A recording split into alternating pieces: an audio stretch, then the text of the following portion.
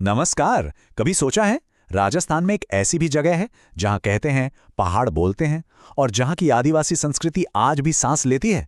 चलिए आज निकलते हैं राजस्थान के सबसे हरे भरे दिल प्रतापगढ़ की सैर पर। इस सफर का नाम है 3 मिनट में राजस्थान के सभी जिले। और ये सफर आपको मिलेगा सिर्फ गिरीश स्टोरी पे। ये वो जगह है जहां हम राजस्थान जीके को किताबी नहीं बल्कि यादगार बनाते हैं, आसान बनाते हैं। चलिए शुरू करते हैं। पिछले पड़ाव में हम थे चित्तौड़गढ़ में, जहां शौर्य और जौहर की गाथाएं गूंजती हैं। और आज हम उस इतिहास से निकलकर सीधे प्रकृति की गोद में जा रहे हैं। एक ऐसी धरती जो हरी भरी भी है और जिसकी आत्मा में आदिवासी संस्कृति बसती है। जी हाँ, हम बात कर रहे हैं प्रतापगढ़ की। ये एक लाइन सच कहूं तो प्रतापगढ़ की पूरी कहानी बयां कर देती है। एक ऐसी जगह जहां पहाड़, नदियां और संस्कृति सब एक दूसरे में घुले मिले हैं। हर चीज की अपनी एक कहानी है। तो चलिए सबसे पहले ये जानते हैं कि इस अनोखे जिले की बुनियाद क्या है, इसके बेसिक फैक्ट्स क्या हैं।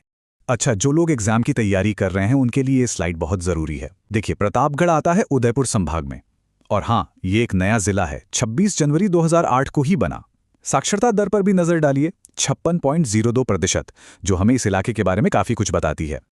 और इस स्लाइड से अगर एक चीज याद रखनी है तो बस ये कि प्रतापगढ़ राजस्थान के सबसे नए जिलों में से एक है।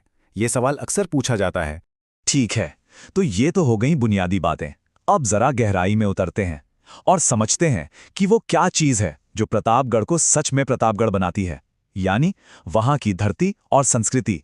देखिए, प्रतापगढ़ अरावली की हरी भरी गोद में बसा हुआ है। सोच कर देखिए, चारों तरफ पहाड़, घने जंगल, और ये राजस्थान के उन कुछ जिलों में से है जहां बारिश अच्छी खासी होती है। और इस हरियाली को जिंदा रखती हैं जाखम और सीप जैसी नदियां। लेकिन इस पूरे इलाके की धड़कन है माही नदी। ये सिर्फ नदी नहीं है, इसे दक्षिण राजस्थान की जीवन रेखा कहते हैं। यही है जो यहाँ की जमीन और लोगों को सींचती है। और जब धरती इतनी समृद्ध हो तो संस्कृति भी उतनी ही गहरी होती है।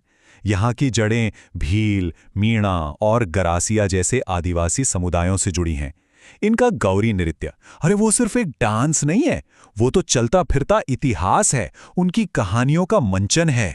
तो बॉटम लाइन ये है, एग्जाम के लिहाज से भी और समझने के लिहाज से भी प्रतापगढ़ राजस्थान में आदिवासी संस्कृति का एक बहुत बड़ा, एक प्रमुख केंद्र है। इसे याद रखिएगा। चलिए अब ये देखते हैं कि यहाँ के लोग अपना गुजारा कैसे करते हैं, और अगर घूमने जाएं तो कौन सी जगह हैं जो मिस नहीं करनी चाहिए। देखिए, प्रतापगढ़ की अर्थव्यवस्था की रीढ़ है खेती। मक्का, उड़द, सोयाबीन, चना, ये वो फसलें हैं जो यहाँ की उपजाऊ मिट्टी में लहलहाती हैं और लोगों के जीवन का आधार हैं। लेकिन एक चीज है जो प्रतापगढ़ को सबसे अलग पहचान देती है, वो है आंवला। जी हाँ, इसे राजस्थान का आंवला हब भी कहा जाता है। जरा सोचिए, उस सुपर फ्रूट के बाग, कमाल का नजारा होगा।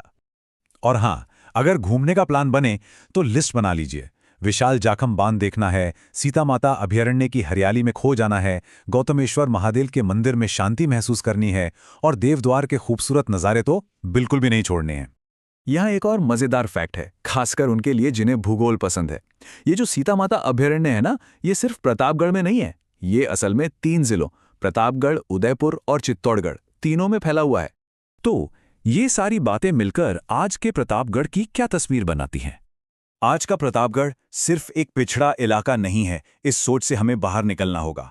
ये कृषि, वन और खास तौर पर जनजातीय पर्यटन का एक उभरता हुआ एक वाइब्रेंट सेंटर है।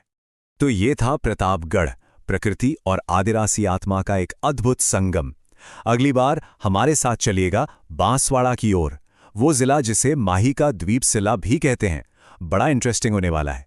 तो अगर राजस्थान जीके को रटना नहीं बल्कि कहानी की तरह समझना और याद रखना है, तो फिर देर किस बात की, अभी @गिरीश स्टोरी को सब्सक्राइब करिए। और हाँ, वो घंटी वाला आइकॉन भी दबा दीजिए, क्योंकि ये सीरीज हर जिले को दूसरे से जोड़ते हुए आखिरी जिले तक जाएगी। ये सफर मिस नहीं करना है। मिलते हैं अगले पड़ाव में।